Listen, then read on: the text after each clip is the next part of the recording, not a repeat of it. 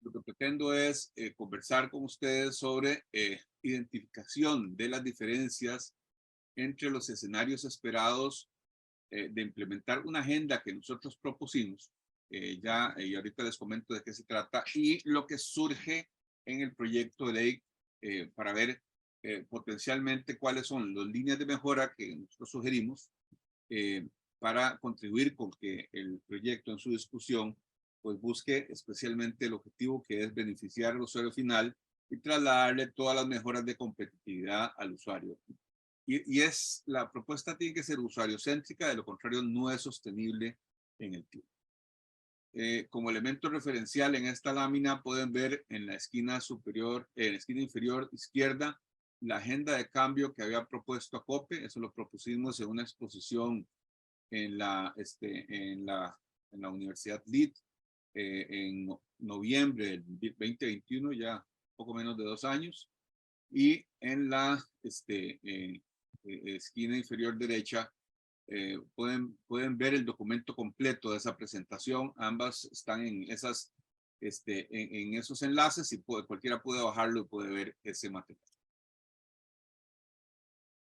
Hay una serie de desafíos que están contenidos en la exposición de motivos del expediente 23414, que básicamente son los que guían la discusión primero la descripción y por supuesto la discusión del proyecto de ley. Uno de ellos es posicionar la eficiencia y la competitividad como principio orientador de la transformación del CEN y modernizar su marco normativo para favorecer el acceso a precios de energía de menor costo. Es decir, la orientación de cambiar el CEN para orientarlo hacia la competitividad y mejorar los costos es un elemento de guía y de desafío también en la discusión legislativa.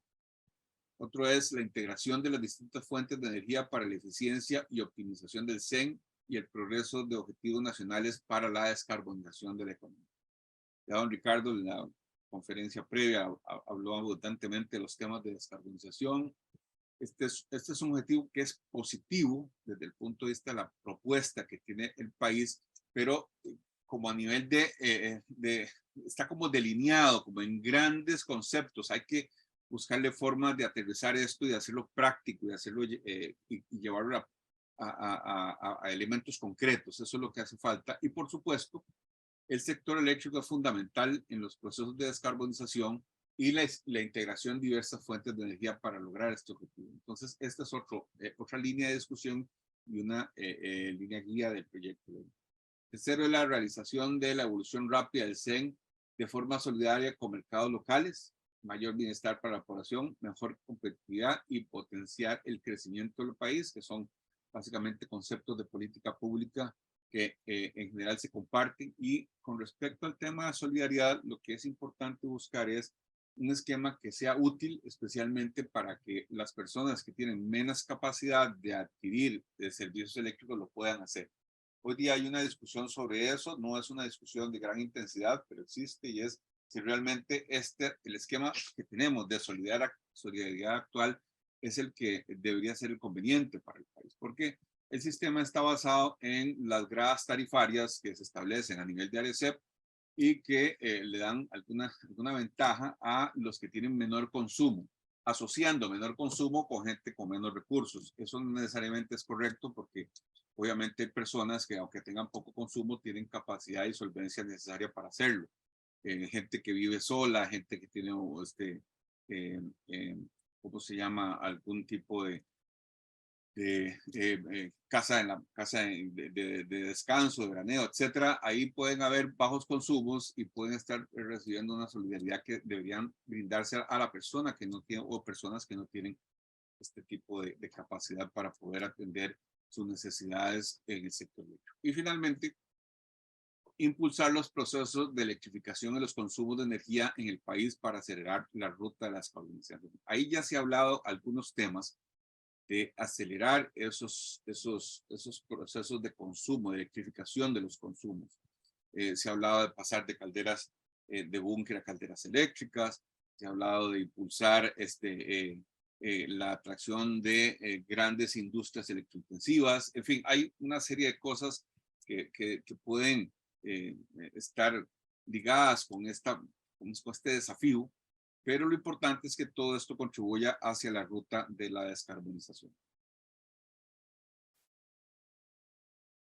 Actualmente, en esta lámina, de lo que se trata es de señalar cómo es en un diagrama la relación en términos generales de la estructura y las transacciones actuales del sistema eléctrico nacional. De un lado, del lado de la generación, tenemos, grosso modo, a las centrales del ICE y a las centrales de las generadoras privadas con contrato, tanto en lo que se llama la denominación BOT, que son siglas en inglés que significan construya, opera y transfiera. Eso se acaba de dar, por ejemplo, en un proyecto que se denomina La Joya, pronto se va a dar en otro proyecto que se denomina El General. Son proyectos que están concluyendo en su plazo contractual y van a ser transferidos. Y también con los esquemas BO, que son construye, opera y mantenga la propiedad del bien, que son los proyectos que tienen, digamos, una limitación de capacidad muy alta en cuanto a poder hacer un desarrollo que aproveche todas las economías de escala, pues su tamaño máximo de planta pueden ser 20 megavatios. Entonces ahí tenemos un bloque.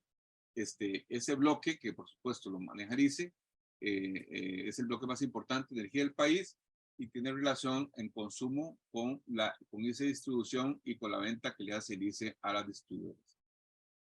Además de eso, tenemos un grupo de generadores privados sin contrato.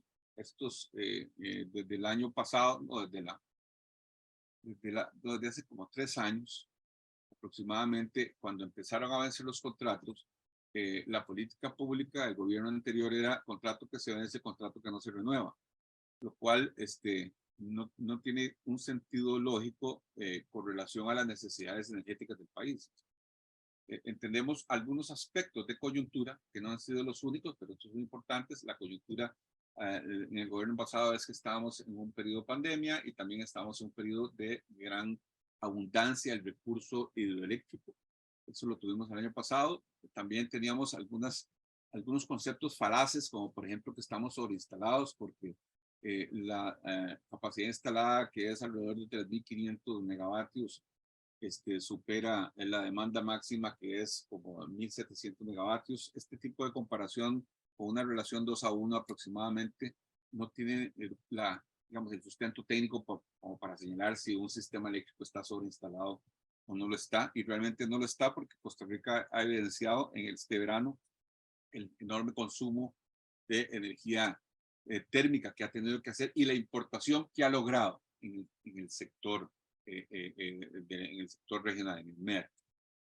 Aquí lo que es importante destacar es que estos elementos, que por supuesto no estamos sobreinstalados, eso lo quiero recalcar, y se puede mostrar incluso con los digamos, niveles de excedentes que el ICE ha informado a la ARECEP formalmente, que son alrededor del 2% de la producción nacional para el quinquenio 2023-2027. Pero hay un elemento, digamos, de tema climático que es muy importante cuando un país tiene como base fundamental de su sistema eléctrico los recursos renovables y especialmente la hidroelectricidad, que la variabilidad climática ha mostrado con un patrón bastante regular un bloque de años húmedos, un bloque de años secos sucesivamente en el tiempo, típicamente de 5 o 6 años húmedos seguidos de 5 o 6 años secos. Nosotros tuvimos el paso de 5 o 6 años húmedos, concluyó en el finales de 2022. Se supone que el año 2022 iba a ser un año de transición o un año neutro, no lo fue, fue un año muy húmedo. 2023 sí ha sido un año de transición.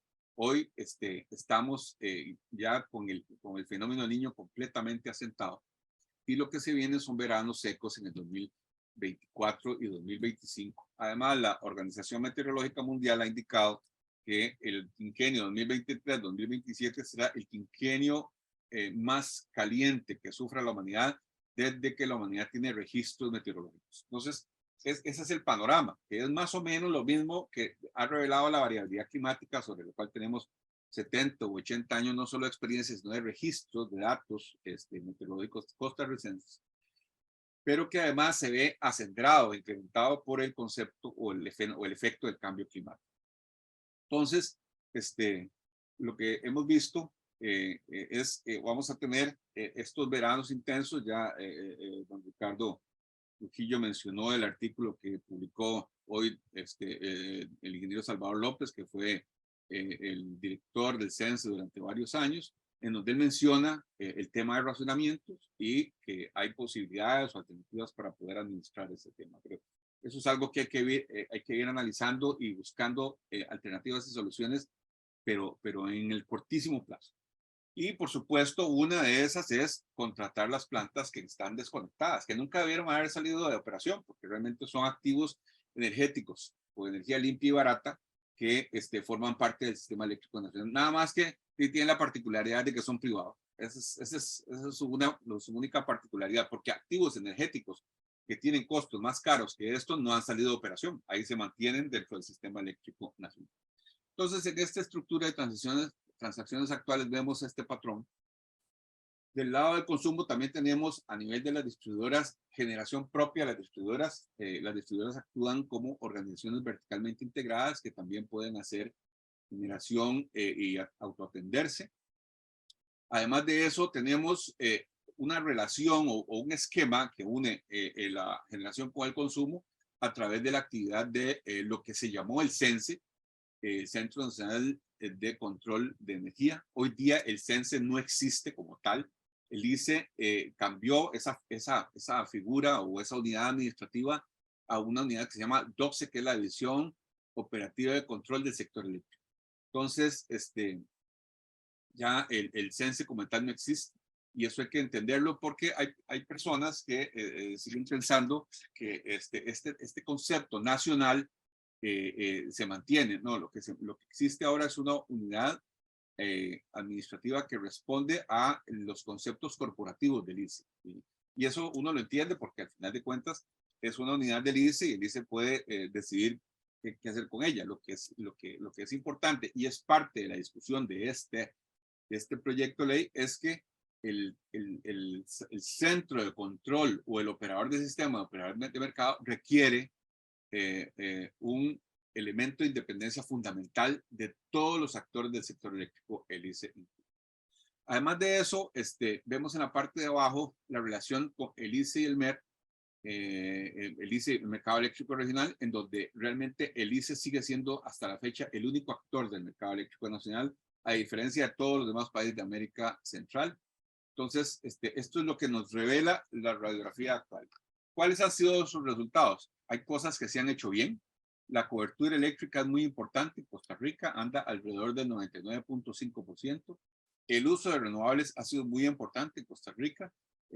Hay años en donde hemos tenido hasta un 99% de generación renovable. El 2023 no va a ser ese. Posiblemente anda en 95%, que también es bueno, pero hay un uso del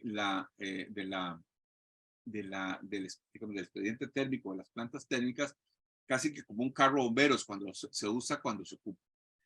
Y después hemos tenido un historial de racionamientos bajo, por dicho. El último racionamiento que yo recuerde fue en el 2007, y aunque hemos tenido de vez en cuando algunos apagones aislados, no ha habido un racionamiento importante. Esos son elementos que se han hecho bien a partir de esta estructura. ¿Qué queda en deuda de esta estructura? La competitividad. No hay formas que establezca el sector eléctrico costarricense, especialmente en su parte normativa, en donde impulse la competitividad como elemento fundamental del sector eléctrico. Y por supuesto hay un efecto de tarifas para el usuario, en donde hemos escuchado reiteradamente quejas de los sectores productivos, industriales y comerciales y hoteleros y todos, en donde tienen una enorme preocupación por el peso de estas tarifas y las dificultades de que ellos puedan manejar competitividad contra la gente que compite, ya sea en el mercado nacional o en el mercado internacional, en la colocación de productos y servicios. Y hay varios elementos que gestionan el cambio, hágase o no se haga nada. Y por eso es importante hacer cosas. Es decir, la tecnología no espera las decisiones de nadie. La tecnología se impone y va para adelante. Entonces, cuando tenemos un cambio tecnológico tan grande, en donde vemos acumuladores, baterías, plantas solares, esquemas para manejar microredes y una gran cantidad de alternativas, medidores inteligentes. Esta tecnología va a hacer que el cambio suceda, aunque haya gente que esté de acuerdo y hay gente que no esté de acuerdo. Y además de eso, otro elemento que me parece que es un gestor de cambio, o lo que llaman los drivers en inglés, son la llegada de los prosumidores. Es decir, que hay gente que puede colocar su propia generación pequeña, ya sea con energía solar o en general recursos renovables pequeños, puede ser con mini eólicas, con aprovechamientos pequeños de biomasa, etcétera, que lo hemos visto aquí, pero sobre todo lo hemos visto en otras partes del mundo. Aquí la implementación no ha sido tan grande. Y que además de que se atiendan, eventualmente pueden tener algún excedente que puede ser útil para la red. ¿Como cuándo? Como en un momento donde tengamos escasez y realmente tenemos riesgo de escasez el verano del 2024 y siguiente. Entonces, estos gestores de cambio lo que hacen es que la gente tome decisiones a partir de la información que tiene y la capacidad que tiene de hacer ese cambio. Los prosumidores, todos los que puedan, si las tarifas siguen siendo altas, entonces van a tener la opción, y lo van a hacer, de poner algún tipo de generación propia. Entonces, estas cosas son las que van a propiciar el cambio, aunque no, en la normativa no lo permita. Porque es importante que la normativa esté, digamos, acorde y sobre todo actualizada con el cambio. Porque si se hace ordenadamente, todos los actores del sector eléctrico pueden ganar. Si no se hace ordenadamente, entonces habrán actores que ganen más que otros, y por eso es tan importante impulsar este tipo de modificaciones. ¿Qué propone el modelo que está en la Ley de Armonización del Sistema Eléctrico Nacional? Por lo menos esta es la interpretación que yo hago y que les comparto. Me parece que este modelo lo que propone es un mercado eléctrico nacional que tiene dos mercados insertos o incluidos. Uno que es el mercado eléctrico mayorista, ahorita vamos a hablar de qué es eso, y otro que es el mercado de ocasión nacional, el MEN y el MON. Ese, digamos, es en esencia el esquema de sector eléctrico que se deriva de este proyecto de ley. Del lado de la generación, ¿quiénes participan? Centrales del ICE, privados con contrato BOT o BO, se mantienen, distribuidoras, incluidos los consorcios, se mantienen, y también participan centrales privadas que no tengan contrato BOO, porque los BOT, cuando concluye su contrato, se transfiere el activo al ICE, y lo que venga de expansión en esa ruta. Las relaciones cambian. Se establece en el mercado eléctrico mayorista la posibilidad de que los contratos, que existan contratos multilaterales u otros concursables, como los contratos bilaterales. Y la idea es que la demanda, el 90% de la demanda se coloque a través de ese mecanismo. Después de eso, se establece un esquema diferenciado en el despacho y en la administración de mercado, el EOS y el OEM, el ente operador de sistema y el ente operador de mercado, para poder administrarlo y que no esté en ninguno de los actores del sector eléctrico. Después de eso, en el MON, que es el mercado de ocasión nacional, se va a dar la venta de excedentes y la compra de faltantes a través de la atención del 10% de la demanda que no está incluida en los contratos multilaterales que aseguran la demanda de la distribuidora. Después de eso se establece la figura de contratos bilaterales entre generación y grandes consumidores. Se permite que diversos actores, no solo el ICE, puedan colocar sus excedentes en el mercado eléctrico regional, y todo esto va a ser recibido a nivel de consumo por índice de distribución, en las distribuidoras y los grandes consumidores. Aquí no se refleja la importancia que va teniendo cada vez más la participación de lo que se llama los recursos distribuidos.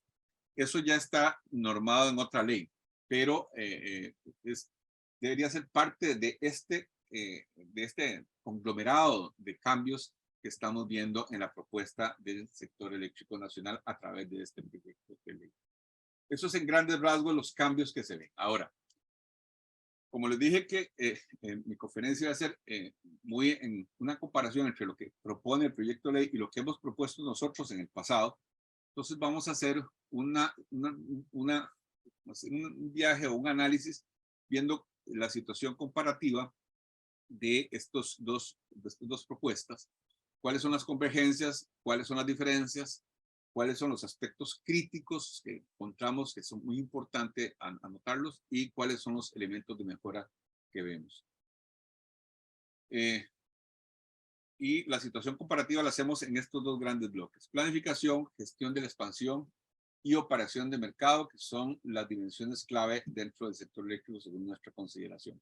No estamos haciendo cosas más allá de eso, no estamos valorando opciones como, por ejemplo, la segregación o unbundling de los actores verticalmente integrados. Eso no se toca, eso será discusión en el futuro, pero por lo menos en esta propuesta no se toca, aunque hay entidades como el OCDE y Banco Mundial que han hablado sobre esta línea.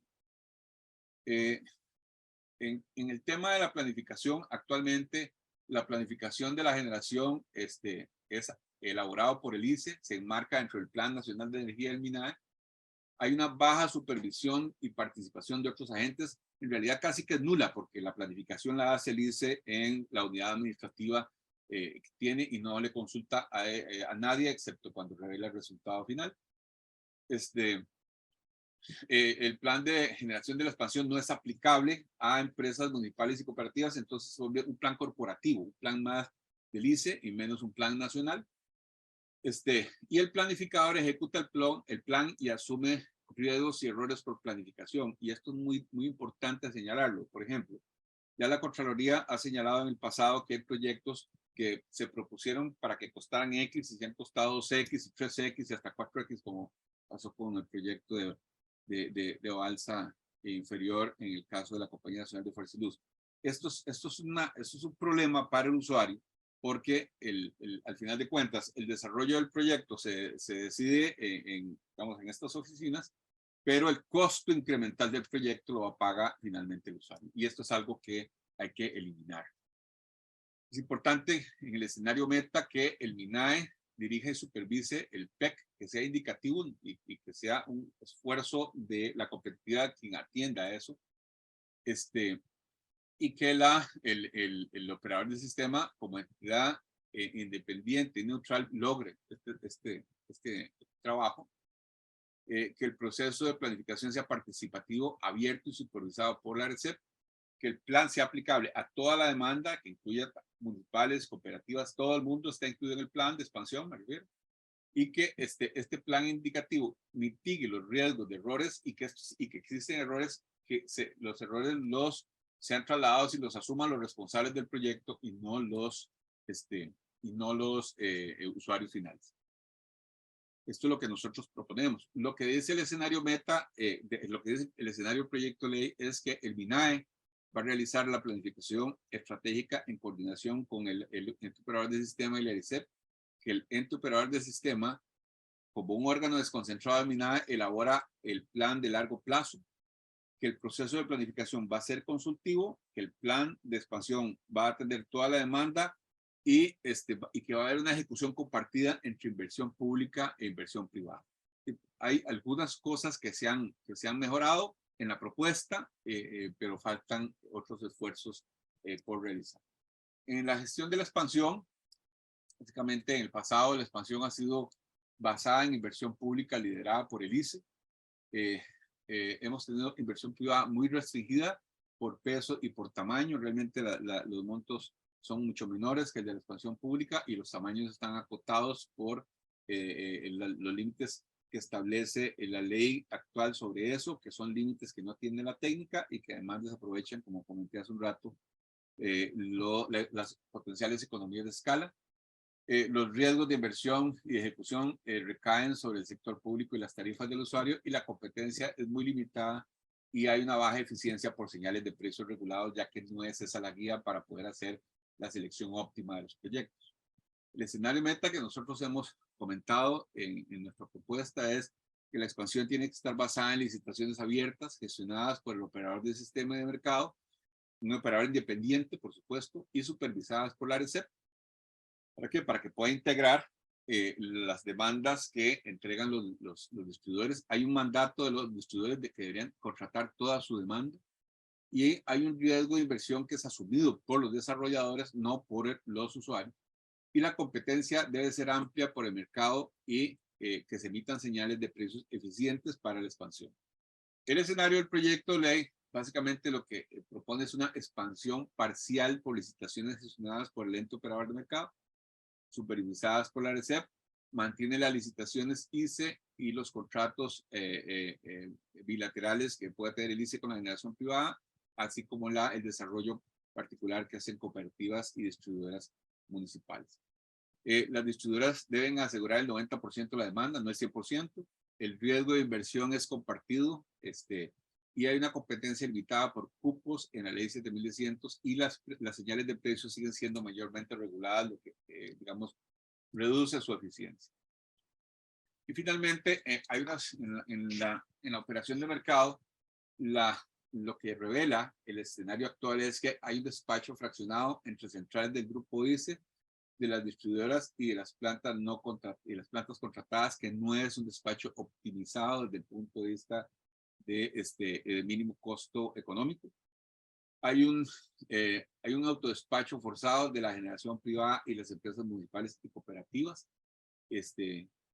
Los contratos son físicos y digamos, son del siglo pasado, por decirlo suave, pero realmente esto deberíamos evolucionar mucho hacia el futuro. Y hay una gran cantidad de relaciones contractuales novedosas que le dan eficiencia al mercado. Y el ICE es actualmente el único agente dentro del mercado eléctrico regional. El escenario meta que proponemos nosotros es que el despacho sea el de mínimo costo para todas las unidades de generación del sistema, que los contratos que existan sean contratos financieros para permitir el despacho óptimo. Y con los contratos financieros me refiero a que los contratos físicos son los contratos en los que la gente indica qué es lo que va a generar, le pone un costo y genera y se lo entrega a el operador del sistema. Los contratos financieros lo que tienen es una propuesta de generación, hay un costo, pero el despacho de la planta se hace con base en el mínimo costo que establece el operador del sistema, y las diferencias en exceso o en defecto se liquidan en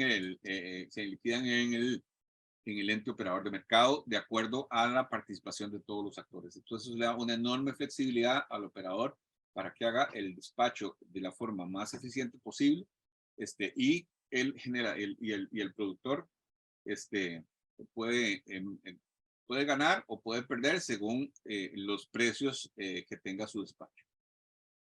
Por supuesto, la creación de mercado spot para administrar las transacciones y que los generadores y los consumidores, todos en Costa Rica, sean calificados como agentes del mercado. El MER no es un mercado fácil, entonces no es algo de que yo me califico y voy a tener una gran participación y enormes ganancias. Eso no funciona así.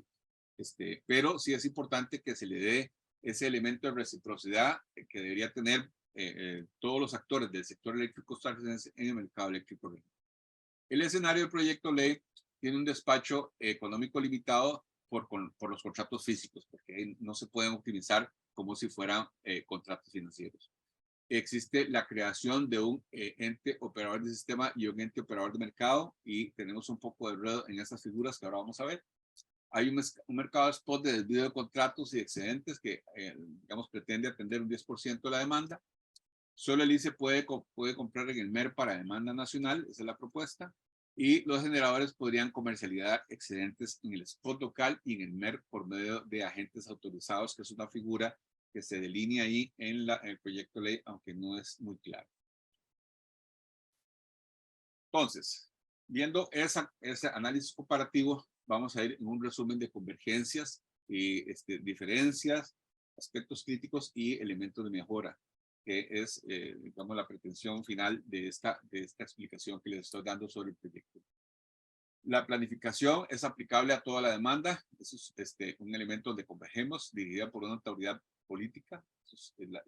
Esto debería ser dirigido por el MINAE finalmente, porque al final es el responsable de la política pública en todas sus áreas y la eléctrica no es una excepción.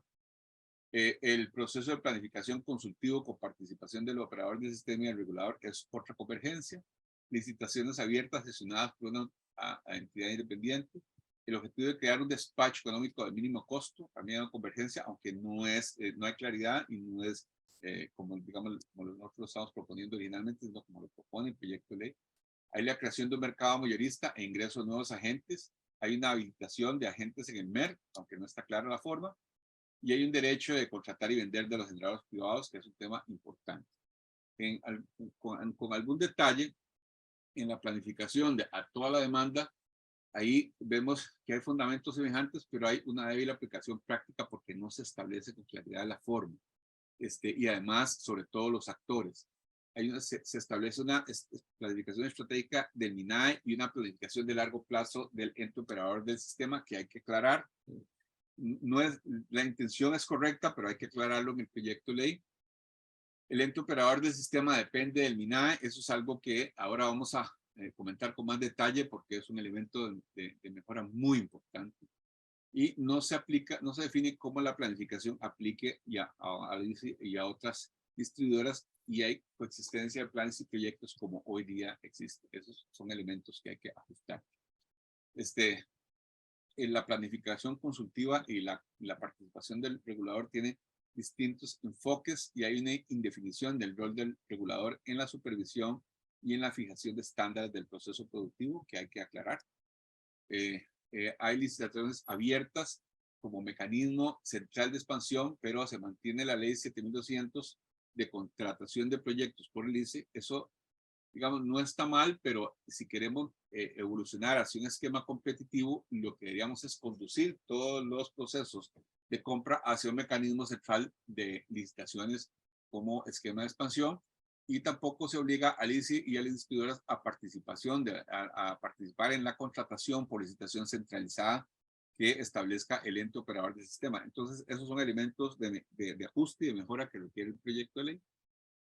En cuanto al despacho mínimo costo, se establece el despacho de mínimo costo para todos los agentes que participen en el sistema eléctrico, pero no se dice cómo tratar los contratos vigentes físicos, ni cómo se aplica este despacho a las plantas de las distribuidoras, tanto cooperativas como municipales. El mercado de spot de desvíos es un mercado de spot con contratos físicos, lo cual le da, digamos, mucha rigidez, y no hay, digamos, una propuesta clara sobre cómo se maneja el costo variable de producción o las ofertas que se puedan recibir. Y con respecto a la creación del mercado mayorista y nuevos agentes, se delinea el contrato de demanda firme y de ocasión. Ya dijimos que 90% en demanda firme y 10% en ocasión. Hay agentes que se dedican a esto y hay que aclarar mucho cómo se maneja las concesiones de servicio público, autorización por ley. Hay una incorporación a los grandes consumidores, lo cual es muy importante, pero no indica cuáles son los mecanismos ni la forma en que se incluyen los agentes que están distintos a lo que actualmente rigen la ley. Y como dijimos al inicio del resumen, todos los agentes pueden participar en el MER ofertando excedentes, pero tienen que hacerlo a través de conceptos como el agente Costa Rico o los agentes designados por el país o el representante que requiere aclaración en el proyecto. Y hay derecho para los generadores privados para contratar, lo cual es importante para que no vuelvan a quedar plantas limpias y baratas en desuso como pasó durante el gobierno anterior, y aunque el ICE ha hecho un esfuerzo para contratarlas en este gobierno, aún están en proceso algunas de esas plantas y siguen sin poder brindar ese servicio al sistema eléctrico nacional. En cuanto a las diferencias de lo que hemos visto, hay una creación de múltiples entidades y falta de claridad en la gobernanza. Esto es muy importante. La expansión por licitación restringida, ya señalamos brevemente eso, ahora lo vamos a ver un poquito más en detalle. Hay señales de precios mayormente reguladas, lo cual no beneficia la competitividad ni la eficiencia. Hay despacho de cargas condicionado por contratos físicos que digamos, no mejoran estos conceptos. El mercado mayorista es muy limitado porque tenemos estos agentes con esos esquemas independientes, y hay una mínima participación en el MER y barreras para la integración regional. Entonces, en cuanto a la creación de múltiples entidades, se crea en este proyecto de ley el ente operador del sistema y el ente operador de mercado, desdoblando el OS y OLM. Entonces, aquí tenemos dos cosas. Primero, no está clara la separación entre estas dos entidades, el OS y el OM, y no es consistente con la estructura de mercado. Además, en mercados tan pequeños, nuestra percepción es que el operador del sistema y el operador del mercado debería ser una misma entidad con divisiones o departamentos conjuntos, uno que atienda la operación del sistema y otro que atienda la operación de mercado, y no dos instituciones distintas en donde incluso se pueden crear problemas hasta de comunicación. Después se propone el operador del sistema como ente desconcentrado del MINAE, lo cual riñe con la independencia, con la máxima experiencia técnica e inserción sectorial. ¿Qué significa esto? Que el operador del sistema debe ser un ente autónomo, no solo de los actores, sino también de operadores políticos. ¿Por qué? Porque el ente operador del sistema tiene una función muy específica. Es mantener, hacer el despacho óptimo económico y mantener las variables fundamentales del sistema, que son la frecuencia y el voltaje, en los rangos en que debe mantenerse. Y eso es una función eminentemente técnica.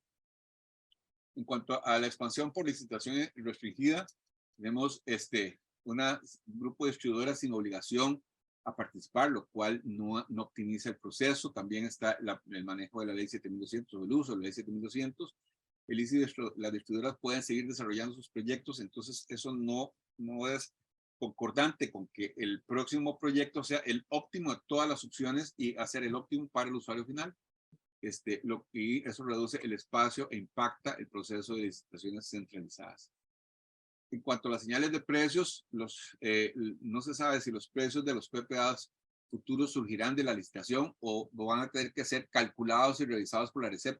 Esto segundo no debe pasar, porque para eso se requiere que exista una competencia en la colocación de las energías futuras y también una competencia en los procesos de despacho óptimo económico. Entonces, esto debe ajustarse.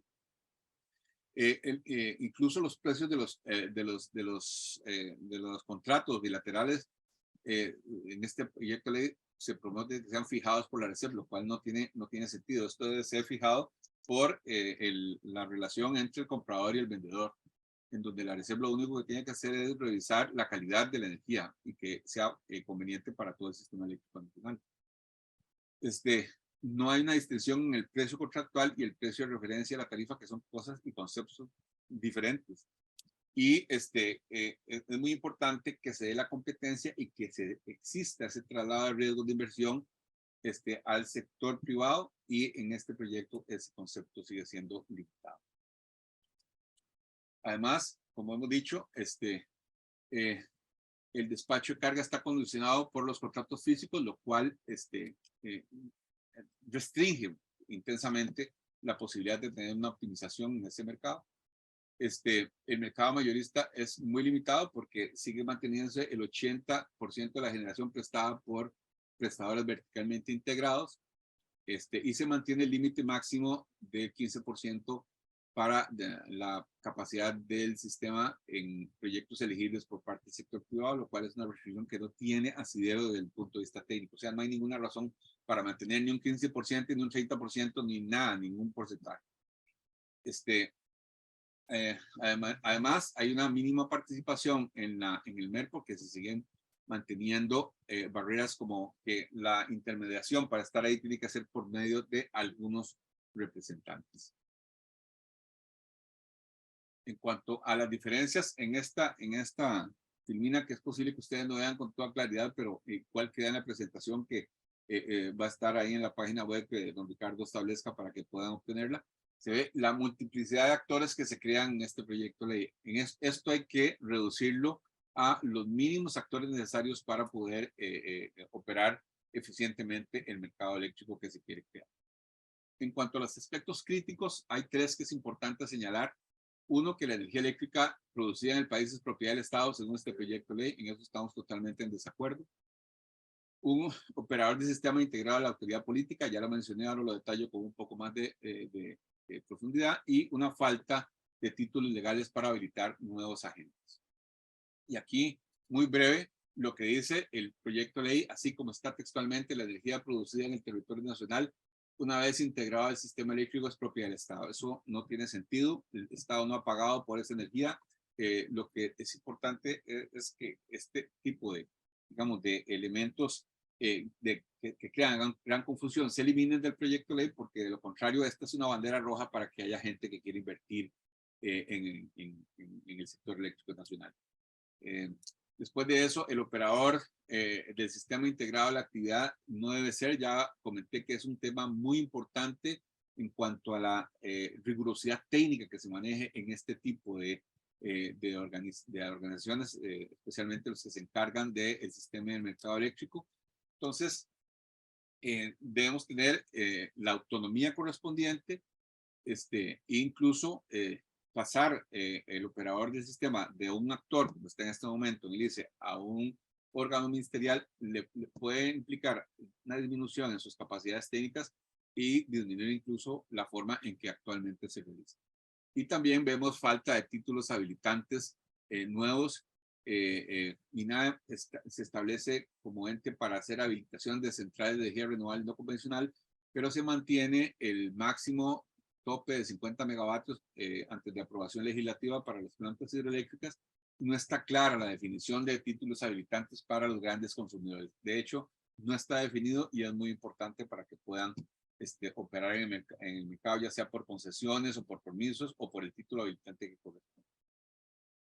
Y en cuanto a los lineamientos de mejora, ya para ir concluyendo, tenemos la necesidad de títulos legales para el ingreso de nuevos agentes, ampliación o levantamiento del cupo máximo para la participación privada. Este mercado, para que funcione, para que pueda atender la expansión que se requiere en el plan de descarbonización, de duplicar, triplicar o más el mercado eléctrico, requiere una participación profusa del sector privado y no lo va a poder lograr si tenemos restricciones. Que exista una obligación de contratar y de participar en el mercado o en el esquema de compra centralizado, que haya acceso al MER de todos los agentes de mercado, simplificar y unificar el operador de mercado es un concepto muy importante como propuesta de ajuste a este proyecto de ley, y que tengamos un despacho económico de mínimo costo y la oportunidad o la posibilidad de hacer contratos financieros. Y en este tema de los títulos legales, deben establecerse en el proyecto de ley mecanismos, procedimientos claros para el ingreso de nuevos agentes. Eso es algo que se puede mejorar y se puede trabajar ya sea en un texto sustitutivo o se puede hacer en mociones posteriores a la discusión legislativa. Perdón, de mociones posteriores a la discusión legislativa cuando se emita una propuesta de dictamen. Es importante que no existan elementos discrecionales en el otorgamiento de estos títulos habilitantes. No es adecuado, en general, que órganos como la Asamblea Legislativa o la Presidencia de la República sean los que tienen que tomar este tipo de decisiones y evaluaciones para los títulos habilitantes. Eso es más adecuado en oficinas administrativas, no en organismos que se dedican a legislar, a control político o a hacer la gestión general del país. Entonces hay que ser en esto mucho más prácticos. Y es importante que se defina la inclusión de nuevos agentes de mercado para atender la agenda de transición energética, como por ejemplo los sistemas de almacenamiento de energía y los agregadores de recursos energéticos como nuevos agentes que van a tener relevancia ya, y de hecho ya la empiezan a tener, incluso están citados en algunos reglamentos de recursos distribuidos. Bueno, en esto no voy a insistir, ya lo he dicho mucho, es necesario, no existan las restricciones para que el sector privado pueda participar dentro del sector eléctrico. Más bien se ocupan y hay que hacer un llamado para el sector privado realmente tenga todo el interés de venir y cooperar con este desarrollo. Que el proceso de contratación sea unificado y que todo pase por un esquema centralizado de compras, de licitaciones o subastas, es muy importante para la optimización y eso es un elemento de mejora muy necesario en este proyecto de ley. Que haya acceso al MER de todos los agentes de mercado, creo que es también un tema muy valioso, sin dejar ninguno por fuera. Realmente es un elemento de reciprocidad, como lo dije hace un rato. Simplificar y unificar el operador de sistema es muy importante. No puede ser que haya un operador de sistema, otro operador de mercado, un operador que se va a encargar solo del mercado mayorista. No, que sea uno y que tenga la función unificada de atender el despacho económico y mantener las variables fundamentales del sistema como operador del sistema y como operador de mercado, que pueda hacer los predespachos, despachos, postdespachos, y además de eso pueda hacer las liquidaciones para que se puedan dar los intercambios para beneficio de los usuarios y pueda establecer las ganancias o las multas que correspondan a los agentes. Eh, eh, y por supuesto, el tema del despacho de mínimo costo, que es muy importante. Las restricciones legales no resuelven este tema. Desafortunadamente, hay que mejorar esa redacción. No, perdón, desafortunadamente están esas tesis todavía y hay que mejorar esa redacción. Y por supuesto, debemos darle paso a esquemas de contratación mucho más modernos. Estamos anclados en el siglo pasado con respecto a los contratos de generación y solo tenemos por ahora contratos físicos delineados en la propuesta de proyecto de ley y debemos darle paso a contratos físicos flexibles, a contratos financieros, a todos los esquemas de relaciones que puedan dar opciones de negocios para los participantes y que sean esquemas de optimización.